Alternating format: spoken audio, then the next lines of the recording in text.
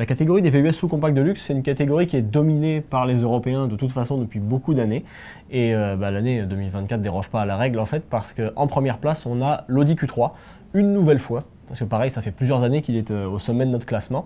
Ça peut paraître paradoxal parce qu'il y a juste un moteur 2 litres qui est le même 2 litres turbo classique. Il n'y a pas beaucoup de versions, il n'y a pas de version hybride, on n'a même pas de version sportive comme le RSQ3 en Europe qu'on aimerait beaucoup avoir mais que malheureusement on n'a pas.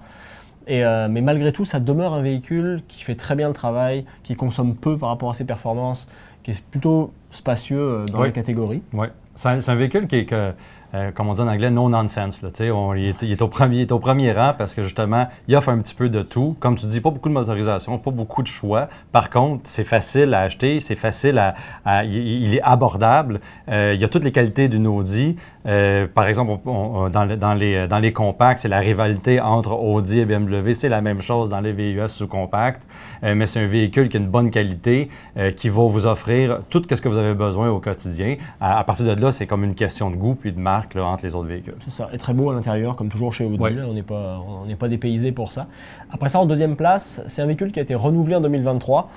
Qui, lui, alors on attend encore le X2 parce que lui, on ne l'a pas encore conduit, mais le X1 en tout cas. Donc, nouvelle version du BMW, mais qui demeure à la deuxième place quand même. Oui, ben c'est sûr qu'avec BMW, moi j'ai toujours trouvé qu'avec le X1, le confort est un petit peu moins bon que dans le Q3 au niveau de la conduite, au niveau de la douceur de roulement. Par contre, un véhicule qui est agréable à conduire, somme toute. Il y a des différences entre les espaces de chargement, etc. C'est quelque chose à vérifier si vous préférez, par exemple, le Audi Q3 ou le X1. Mais somme toute, un très bon véhicule, puis très populaire au Québec. Oui, puis qui a quand même grandi d'une génération à l'autre. Il faut dire qu'on était dû aussi pour renouveler ce véhicule-là. Et c'est vrai qu'il suit la tendance pour augmenter un petit peu de volume. Donc c'est sûr que c'est un avantage aussi qu'il a quand même. Et comme je vous le disais, pour le X2, il va falloir attendre. Mais le modèle précédent était quand même un véhicule un peu moins adapté au Québec, plus sportif, performant, beaucoup plus performant. Mais on a aussi un roulement très ferme. Et donc c'est aussi quelque chose à prendre en compte si vous roulez au quotidien.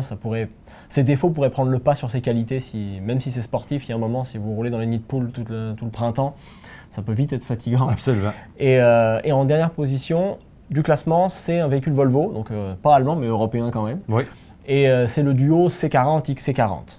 Oui, des véhicules qui se sont rendus là parce que un style qui est différent des Allemands. On parle toujours que les Audi et BMW se battent souvent dans ces segments-là pour la première et la deuxième position. Du côté de Volvo, on fait un produit qui est différent, moins sportif que les deux, mais spacieux.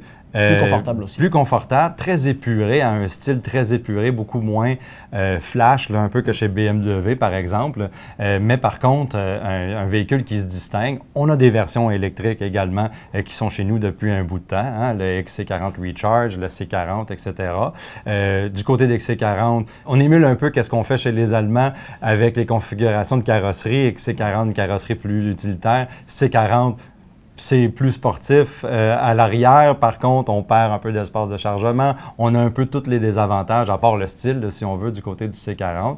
On s'attend à ce que Volvo change également les noms, les appellations de ces modèles-là, parce qu'avec l'avenue du EX30, etc., on veut quand même normaliser la gamme. Puis ça va venir en 2025. Mais pour le moment, le XC40 et le C40 sont deux bons choix si vous ne voulez pas nécessairement aller dans les véhicules allemands. Oui, puis l'électrique, qui demeure quand même intéressant, très performante. Deux véhicules qui sont, c'est des catapultes. Avec beaucoup d'autonomie.